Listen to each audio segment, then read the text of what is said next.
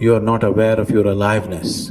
You are busy with your psychological nonsense. Your thoughts, your emotions have become, your psychological reality has become far more important than your existential reality. What it means is, you are so enamored with your own petty creation that you're completely missing the grandeur of Creator's creation. That's what it means.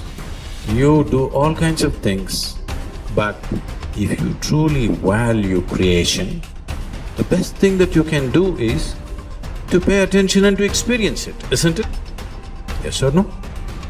Most people are waiting for their life to change. Yes. So they can feel gratitude, to feel abundance, to feel whole. You know, that's the old model of cause and effect, you know. So if you're living with emptiness, you're living with lack, you're living with pain, most people have been conditioned that something out there has to take away this emptiness or feeling inside of them. But if you believe that you're creating your life and you're living by lack, well, lack isn't going to create abundance, right? So then it makes sense then that you don't really actually create wealth, you generate wealth, you generate abundance. So the moment you start teaching your body emotionally what that future is going to feel like before it's made manifest, well, your body, as the unconscious mind, believes it's living in that future in the present moment. Just sit down by yourself to visualize and daydream about your dreams, about the activities involved in that, about how you would struggle through, about what it would feel like to be victorious. All of it, the whole thing, the messy part, the ugly part. What would you say to yourself when it gets hard? That's what you need to do. To truly actualize a dream, we got to begin with seeing it and sensing it. The good, the bad, the easy, the difficult, and the victory. How you would like your life to be, what you would like your character to be, 3 to 5 years down the road, if you were taking care of yourself like you were taking care of someone that you actually cared about. So you kind of have to split yourself into two people and treat yourself like someone you have respect for and that you want the best for. That's not easy because people don't necessarily have respect for themselves and they don't necessarily want what's the best for themselves because they have a lot of self-contempt and a lot of self-hatred, a lot of guilt. I think you have an obligation, it's one of the highest moral obligations, to treat yourself as if you're a creature of value. You got to start with that belief in your mind. I've got this. I can do this. I can conquer this. I can pass this exam. I can get elected for the position that I'm going for. I can create abundance in my life. These are the thoughts that you have to have in your mind in order to become successful. So what is it time for you to feel? What is it time for you to create? What do you need to do more or less of in order to get the results that you want? You have the power to become someone that even the deepest part of you trusts, someone you trust to succeed. Become the person that you know you can be. Stand up for your future, for your power, and for you to be something full of the worth that is in you. So most of us came up with our labels based on how we behaved. But really smart people can do stupid things. Really nice people can be mean. Mean people can be nice. And so if you judge yourself too soon, and most people's identity, their labels for themselves, who they think they are, has been based on their past and often many years ago. And so they don't update it. So the metaphor I'd give for identity is like, it's your comfort zone. It's not your goals. So if you took a temperature in the room and said 68 degrees is my comfort zone, physically, emotionally, financially, I want more in my relationship, I want more physically, energy-wise, I want more financially in my career, but this is what I'm used to. And so what happens? People stay in their comfort zone for the most part, and then let's say something happens and you dip, you're a 68 degree, or that's your mentality, and you drop down to 62, 61, 60, somewhere around 60 or 59, the heaters kick on and go, whoa, whoa, whoa. You're a 68 degree, what the hell are you doing? We've all experienced that. All of a sudden you go, I'm not gonna live like this anymore. I'm not gonna be in this relationship. I'm not gonna be fat like this. Boom, and you get this drive and you start to change.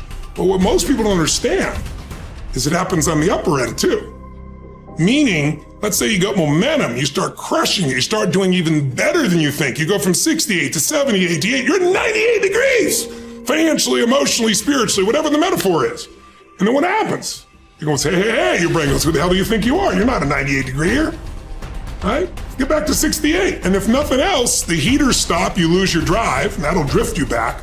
And not enough, the air conditioner can kick on, and you start to kind of sabotage yourself till you get back to your comfort zone. So unless you expand your identity, change is temporary. It's like when someone says to me, I've stopped smoking, it's been 8 days. I go, why are you counting? And I say, why are you counting? So you can tell people how long you lasted this time? Like if I went to somebody and I said to you, hey, you know, Louis, you want a cigarette? You're not going to say, what brand is it? You go, no, Right. I'm not a smoker. Notice how people, I'm not one of those. That's not my identity. Identity is the strongest force in the human personality. If you look at Lance Armstrong, who has a mixed identity now in the culture, this is a guy that had to win and found a way to win. So when he was told he had cancer in his lungs, in his brain, and in his testicles, and he rides a bike, and he's gonna die, his answer was, no, I'm a champion. I find the way. I will find the answer. And he did. Now, unfortunately, he bent the rules around the sport, and it kind of ruined his reputation, obviously. But that mentality, his identity is why he survived. Other people told they have cancer, and they're like, it's over, they give up, they start arranging their affairs. And so that psychological difference is the number one thing I work with people on, because unless you expand your identity, you're going to basically keep where you are. You might improve a little or not. You might go up and down a bit, but you're going to stay within a realm. If you're going to have an explosive breakthrough to another level, physically, mentally, financially, spiritually, then we got to not only give you the tools, we got to shift that internal sense of who you really are and have you find that you are more than anything that's ever happened to you, that you can handle whatever shows up, even if it's incredibly scary or uncomfortable.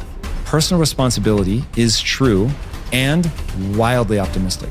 And it is people's belief system and the value system that they cobble together over a lifetime that will lead them to reject that.